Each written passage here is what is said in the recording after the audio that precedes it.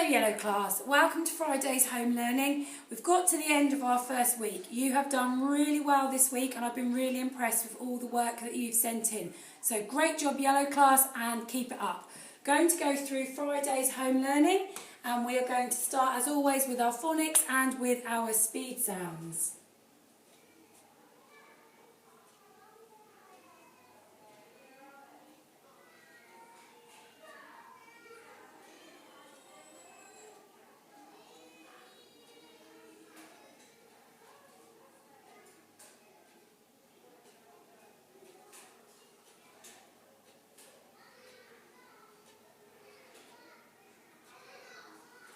Well done. Right, let's have a look and see. Ah, well done. H, well done. Z, well done. Well done. Remember this one is O, not ow. Ow is down here. That one's ow. And we've got A. Well done. Now today, I'm not going to go through our tricky words. What I'd like you to do today is have a little spelling test of those 5 tricky words and then see if your mum or dad or somebody can dictate some sentences for you that include these words to make sure you're spelling them correctly in sentences as well. You might see if you can get some of those words into your sentences, maybe some words with the S suffix as well. So see how you get on with those. So that's your spellings. You've got your spelling shed. Your spelling shed activities are still up there, so you can use those again today if you would like. Guided reading. Make sure you do some reading for 15 minutes. Make sure you read some part of a book and keep your little record of what you've done. Counting. What I'd like you to do today is make sure you're doing counting in ones. It's not happy to say the board. 2s, 5s and 10s. So make sure you do some counting in all of those. You can play I say 3, you say 3. You could take it in turns, counting with somebody. Doesn't matter what you're doing, but make sure you have a go at doing some counting. Today we're going to be telling the time. In your pack, you've got a little clock that you can make. And what we're doing today is we are learning to read the time. So somebody can make a time on the clock for you to read. Now, telling the time is quite a tricky thing.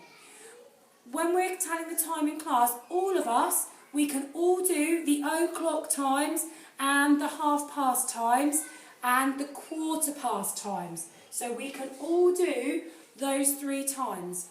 Most of us have been learning, and if we haven't learned, our next learning for most of us was to be going on to telling the times at 5-minute intervals past the hour. Because we know that on a clock there are how many minutes?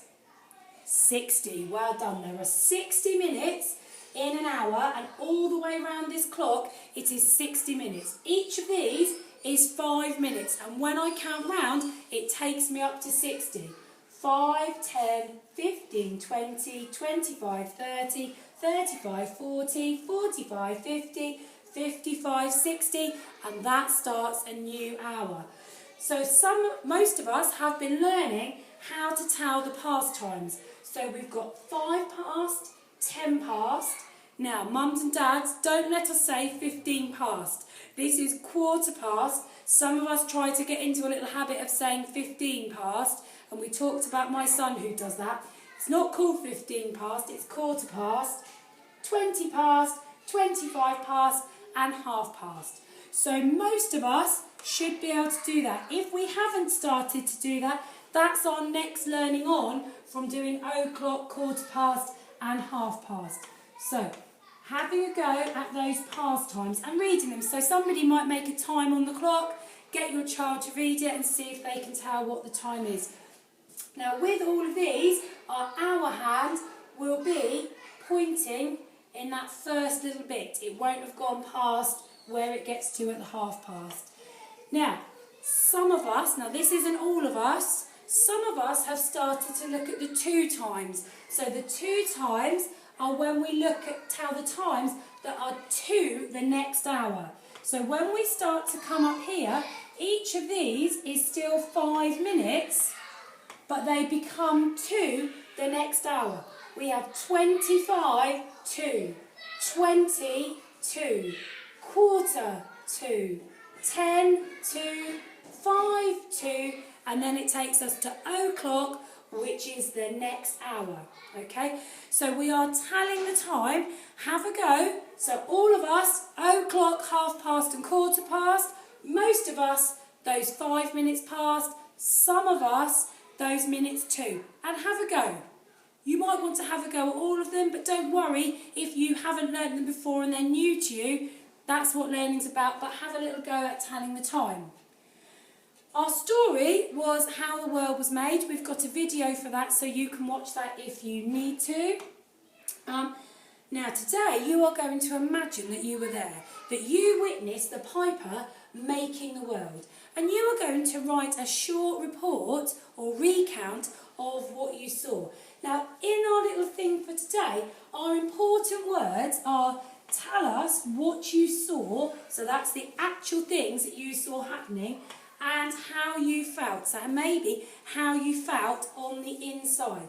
So think about it. You don't have to retell the story for me, so I don't want once upon a time there was no sun, no moon, no stars, there was only darkness. I don't want you to retell the story. You're thinking about what you saw.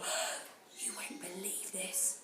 I went out yesterday and a man began to play his flute, and as he played his flute, water flowed down the mountains and into the sea. So imagine that you're retelling that story, and you might not want to retell and imagine all of the parts, but think about the parts that maybe he could see and what you saw, okay? So think about with your writing, and you might want to start with some of those things. You won't believe this. Guess what I saw? Our board is not happy today. Guess what I saw? The most amazing thing happened. And you could change some of these words. So I've got the most amazing. You might want to swap that word amazing for something else. So have a think. Try to really get your feelings in and describing what you saw. Well done. We're going to stop Friday there, and I'm going to do a second video for part 2 for this afternoon. Well done, yellow class.